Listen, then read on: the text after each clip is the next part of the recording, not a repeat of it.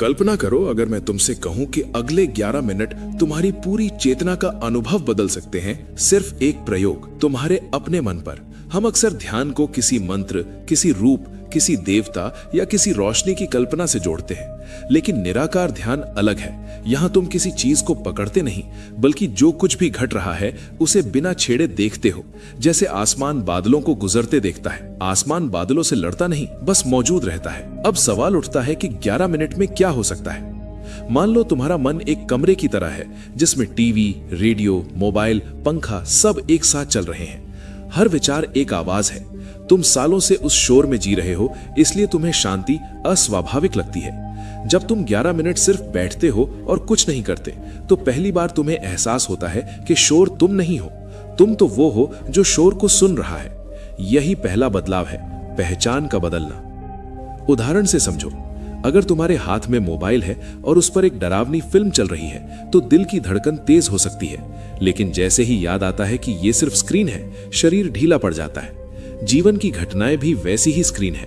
निराकार ध्यान तुम्हें स्क्रीन और दर्शक के बीच का फर्क दिखाता है। अब बात करते हैं उन 9 शक्तियों की जिनके नाम सुनकर लोग उत्साहित हो जाते हैं। यहाँ कोई उड़ने या भविष्य देखने की बात नहीं, असली शक्तियां कहीं ज्यादा व्यावहारिक हैं। पहली, प्रतिक्रिया पर नियंत्रण।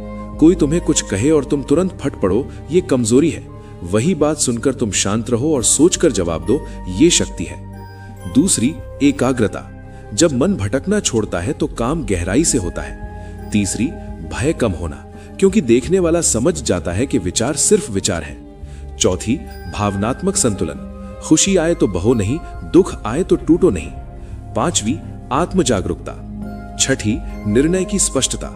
सातवीं, भीतर की स्थिरता। आठवीं, अनावश्यक इच्छाओं का शांत होना। नौवीं, अपने अस्तित्व का गहरा अनुभव।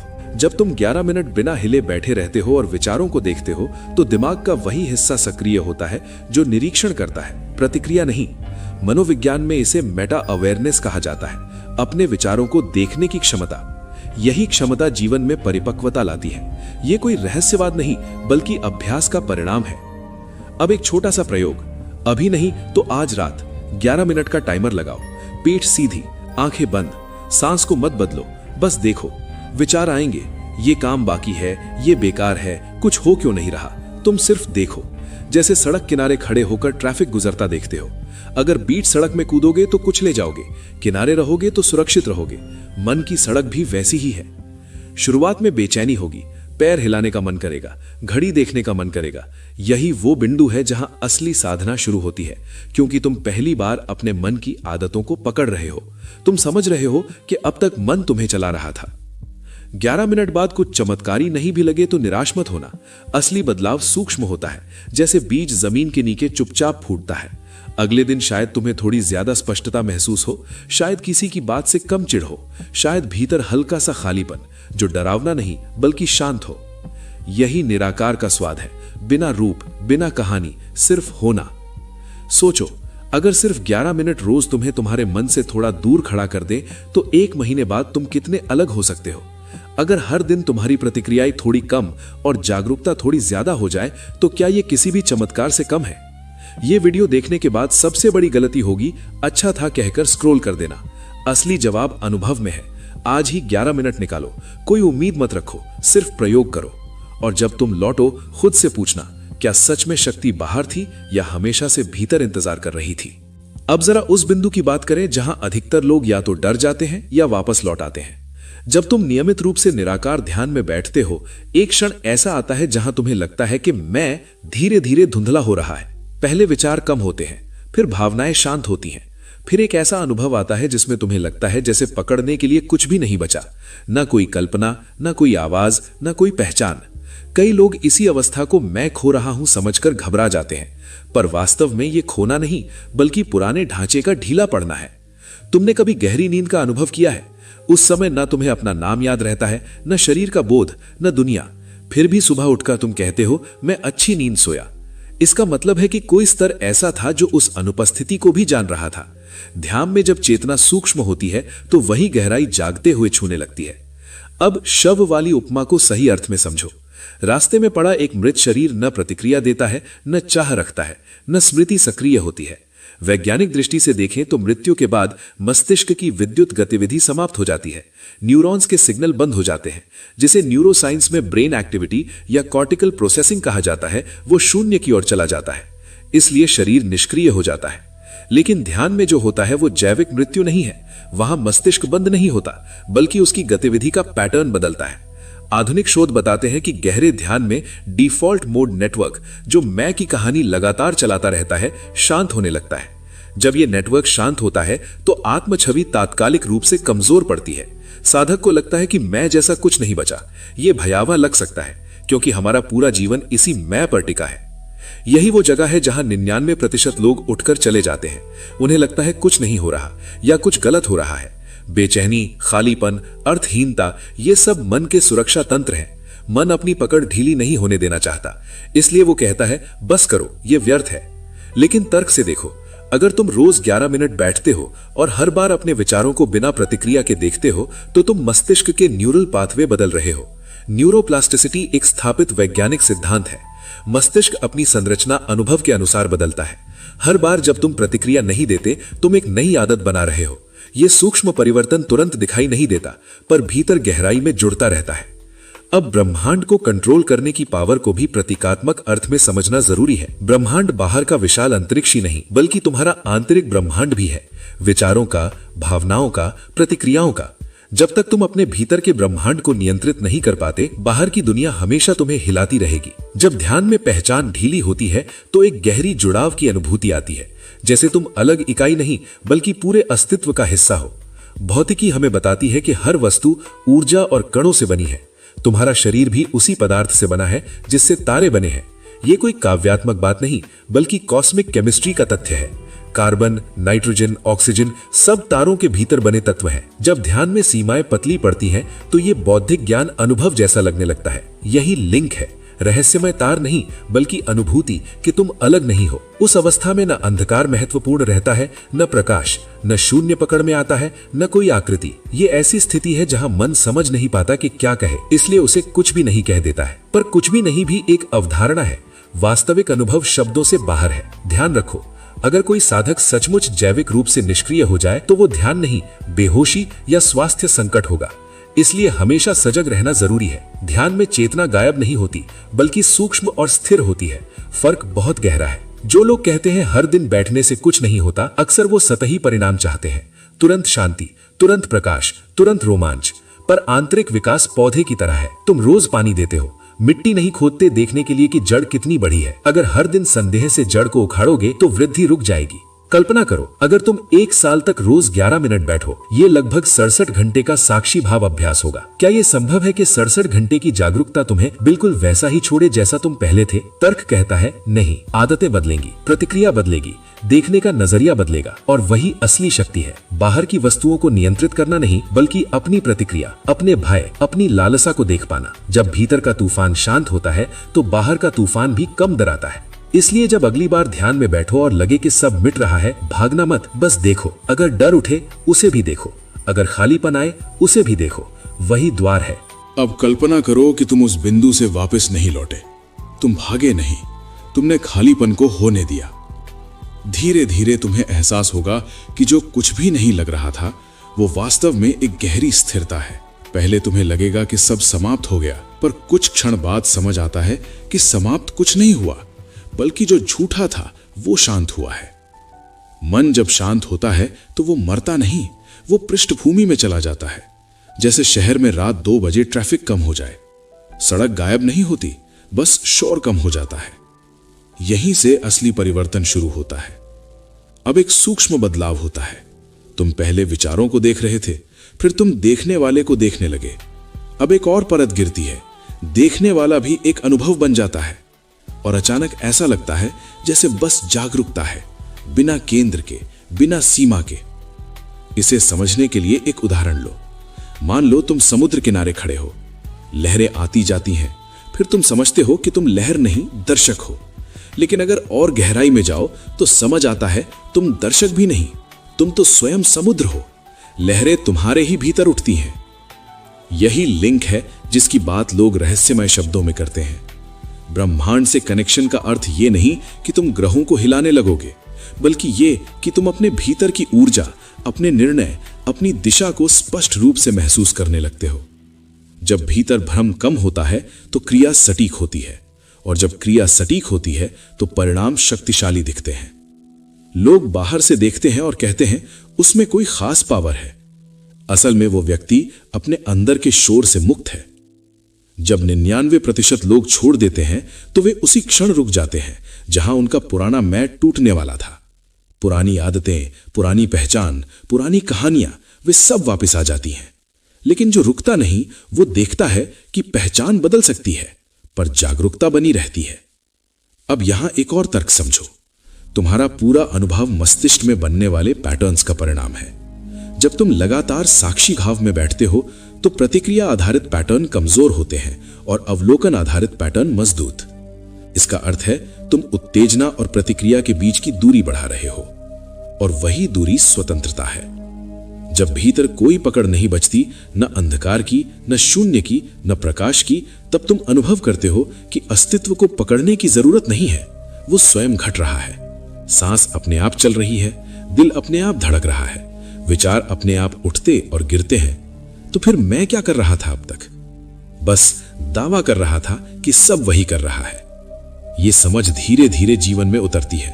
तुम कम बहस करते हो, कम डरते हो, कम साबित करने की जरूरत महसूस करते हो, क्योंकि भीतर कोई स्थिर आधार बन गया है। और यही वो चरण है जहां साधक समझता है शक्ति का अर्थ नियंत्रण नहीं बल्कि समर्पित जागरूकता है। जब तुम अपने भीतर की हर चीज को देखने की हिम्मत रखते हो तो कुछ भी तुम्हें गुलाम नहीं बना सकता। अंत में प्रश्न ये नहीं कि तुमने क्या देखा, प्रश्न ये है देखने की क्षमता कितनी स्थिर हुई।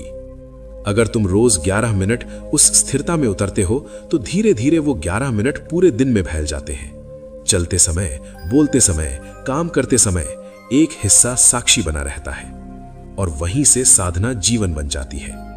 अब चुनाव तुम्हारा है। दरवाजे तक जाकर लौटना है या दरवाजा पार करके देखना है कि वास्तव में तुम्हारे भीतर कितना विशाल आकाश छिपा है। अब उस आयाम की बात करें जिसे प्राचीन परंपराएं स्वर्ण चेतना कहती थीं। जब तुम ध्यान में उस बिंदु को छूते हो जहां पहचान ढीली पड़ती है, वहां केवल व्यक्तिगत अनुभव नहीं होता, वहां इतिहास और अध्यात्म की गूंज भी सुनाई देती है। भारतीय परंपरा में समय को 4 युगों में बांटा गया है, और उनमें प्रथम है सत्य युग। इसे धर्म, सत्य और उच्च चेतना का काल कहा गया। इसका अर्थ केवल ये नहीं कि उस समय लोग नैतिक थे, बल्कि ये कि मनुष्य की आंतरिक संरचना कम विभाजित थी। इच्छा और कर्तव्य में दूरी कम थी, विचार और सत्य के बीच पर्दा पतला था। प्राचीन ग्रंथों में कहा गया कि उस युग में मनुष्य की चेतना अधिक विस्तृत थी। यह प्रतीकात्मक भाषा है, पर इसका संकेत गहरा है। जब व्यक्ति का मन कम अशांत होता है तो उसकी समझ सीधी होती है। जैसे साफ झील में आकाश स्पष्ट दिखता है, वैसे ही शांत मन में सत्य स्पष्ट दिखता है। अगर हम इसे आधुनिक दृष्टि से देखें तो समझ सकते हैं कि सत्य युग बाहरी काल नहीं बल्कि आंतरिक अवस्था भी हो सकती है। जब मन प्रतिक्रियाओं से मुक्त होता है, जब अहंकार की कहानी धीमी पड़ती है, तब व्यक्ति के भीतर वही गुण प्रकट होते हैं जिन्हें प्राचीन लोग स्वर्ण युग कहते थे: करुणा, निर्भयता, संतुलन। तुमने सुना होगा कि उस समय लोग हजारों वर्ष जीते थे। इसे शाब्दिक रूप से न भी लें तो भी इसका अर्थ यह हो सकता है कि उनका जीवन भय और तनाव से कम संचालित था। आधुनिक विज्ञान बताता है कि लगातार तनाव शरीर को जल्दी थका देता है। कॉर्टिसोल और एड्रेनलिन जैसे हार्मोन लंबे समय तक सक्रिय रहें तो कोशिकाओं पर प्रभाव पड़ता है। अगर चेतना शांत हो तो शरीर की ऊर्जा संरक्षित रहती है। इस दृष्टि से देखें तो ध्यान केवल आध्यात्मिक अभ्यास नहीं, जैविक संतुलन का साधन भी है। अब कल्पना करो कि जब तुम निराकार ध्यान में उस कुछ भी नहीं की अवस्था को छूते हो तो तुम व्यक्तिगत इतिहास से ऊपर उठते हो। न तुम्हारा नाम बचता है, न सामाजिक पहचान। वही अवस्था प्राचीन ऋषियों ने अनुभव की होगी जब वे वन में बैठकर स्वयं को प्रकृति से अलग नहीं मानते थे। ऋग्वेद के मंत्रों में बार बार एकत्व की बात आती है। उपनिषदों में कहा गया तत्वमसि, तुम वही हो। इसका अर्थ ये नहीं कि तुम ब्रह्मांड को आदेश दोगे, बल्कि ये कि तुम उससे अलग नहीं हो। सत्य युग की धारणा को यदि प्रतीक माने तो वो मनुष्य की सामूहिक चेतना की उच्च अवस्था का रूपक है। जब अधिक लोग भीतर स्थिर होते हैं तो समाज में संघर्ष कम होता है। जब भीतर लालसा कम होती है तो बाहर शोषण कम होता है। इसलिए प्राचीन काल की कथा केवल इतिहास नहीं, दिशा है। वो कहती है स्वर्ण युग बाहर आने से पहले भीतर जन्म लेता है। अब प्रश्न उठता है कि क्या आज के युग में वो संभव है? अगर समय चक्रीय है तो हर पतन के भीतर उत्थान का बीज भी होता है, और अगर चेतना व्यक्तिगत स्तर पर बदल सकती है तो सामूहिक स्तर पर भी बदल सकती है। जब तुम 11 मिनट बैठते हो और अपने भीतर की अशांति को शांत होने देते हो तो तुम केवल व्यक्तिगत शांति नहीं पा रहे, तुम उस प्राचीन संभावना को पुनर्जीवित कर रहे हो जिसे कभी सत्य युग कहा गया। शायद स्वर्ण युग किसी कैलेंडर की तारीख नहीं, बल्कि वो क्षण है जब मनुष्य पहली बार अपने भीतर के आकाश को पहचान लेता है। और अगर ऐसा है तो वो युग अतीत में नहीं, वो हर उस व्यक्ति के भीतर है जो साहस करके शून्य में उतरता है और खालीपन से डरता नहीं। अब उस चमत्कार की बात करें जो सबसे साधारण दिखता है पर सबसे असाधारण है। जब मन सचमुच शांत होने लगता है तो पहले बाहर कुछ खास नहीं बदलता। सूरज वैसे ही उगता है, लोग वैसे ही बोलते हैं, दुनिया वैसी ही चलती है, पर भीतर एक सूक्ष्म क्रांति शुरू हो चुकी होती है। पहले जहां हर विचार तुम्हें खींच ले जाता था, अब तुम उसे आते जाते देख सकते हो। यही मन पर पहला वास्तविक नियंत्रण है, दबाना नहीं बल्कि समझना। समझो मन को नदी की तरह। सामान्य अवस्था में तुम धारा में बह रहे होते हो। गुस्सा आया तो बह गए, लालच आया तो बह गए, डर आया तो बह गए। ध्यान का अभ्यास तुम्हें किनारे पर खड़ा कर देता है। जब तुम किनारे पर खड़े हो तब तुम्हें पहली बार पता चलता है कि धारा कितनी तेज थी, और धीरे धीरे तुम्हारी उपस्थिति ही धारा को शांत करने लगती है। विज्ञान इसे अलग भाषा में समझाता है। जब ध्यान के दौरान तुम प्रतिक्रिया नहीं देते तो मस्तिष्क के भावनात्मक केंद्र, विशेषकर एमिगडाला की तीव्रता कम होती है। प्रीफ्रंटल कॉर्टेक्स, जो निर्णय और संतुलन का क्षेत्र है, अधिक सक्रिय होता है। इसका अर्थ है कि तुम उत्तेजना और प्रतिक्रिया के बीच एक अंतराल बना रहे हो। वही अंतराल तुम्हारी स्वतंत्रता है। अब फ्लो को समझो। मनोविज्ञान में फ्लो वो अवस्था है जहां व्यक्ति पूरी तरह वर्तमान कार्य में डूब जाता है। समय का बोध हल्का हो जाता है, प्रयास सहज हो जाता है। सामान्यतः लोग फ्लो को खेल, कला या काम में अनुभव करते हैं, लेकिन जब ध्यान से मन की उलझन कम होती है तो जीवन के साधारण कार्य भी फ्लो में बदलने लगते हैं।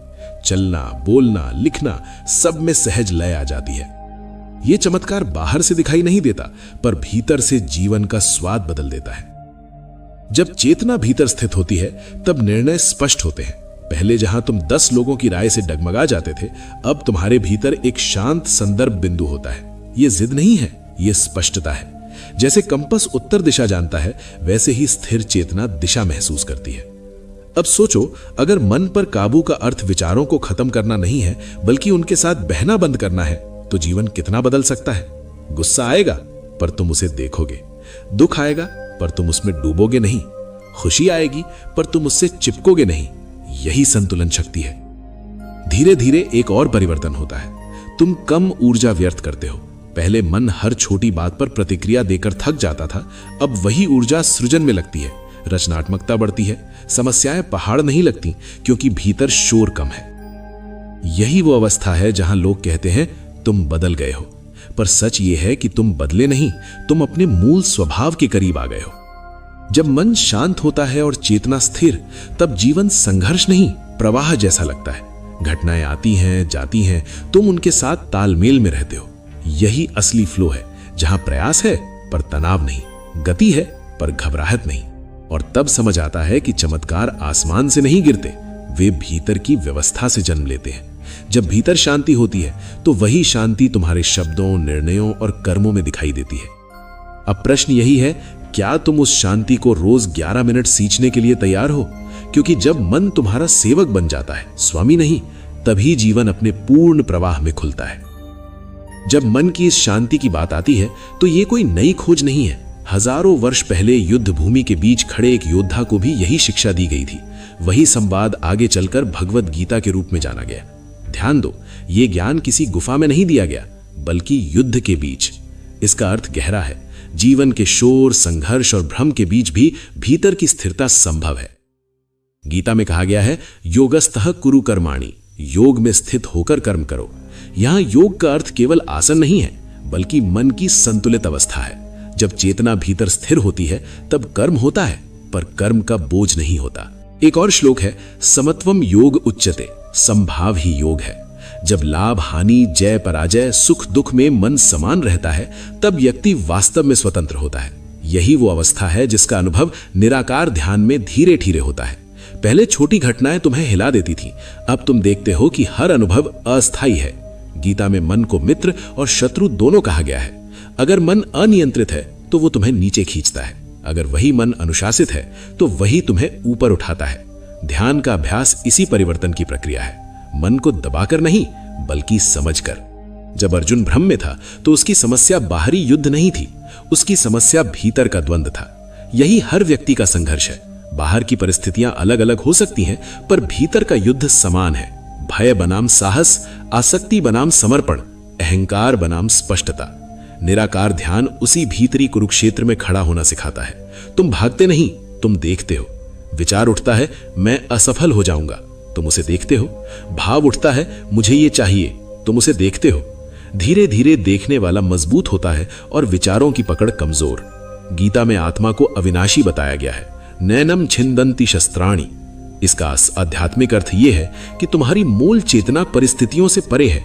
ध्यान में जब मैं की कहानी शांत होती है, तब उस स्थिर आधार का हल्का सा अनुभव होने लगता है। यह अनुभव कोई रहस्यवादी चमत्कार नहीं है, बल्कि पहचान का परिवर्तन है। तुम शरीर और विचार तक सीमित नहीं महसूस करते, बल्कि साक्षी के रूप में खड़े होते हो। गीता का एक और संकेत है, कर्म करो, फल की चिंता मत करो। जब मन शांत और केंद्रित होता है, तब कार्य सहज होता है। कल्पना करो अगर हर निर्णय तुम स्थिर मन से लो, न घबराहट में न लालच में, तो जीवन की दिशा कितनी बदल सकती है। यही दैवी संपदा है जिसकी चर्चा गीता में होती है।